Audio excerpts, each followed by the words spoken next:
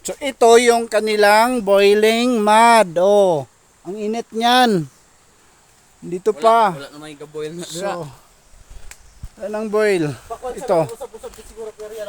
Oo. So ito, oh, yan. Ito. Pikas wala na. Sa pikas wala naman pod. Naghina na ang boiling mud doon na. Pero ilang boiling madre, lapok man. Lapok man. Yan oh. So, careful, slippery steps. Ilang boiling madre, lapok. Malapok. Yung kanilang boiling mud dito, guys, malapok. Oh, iwan ko. Nagtaka kami.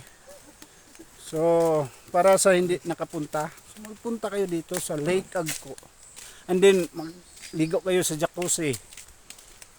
Para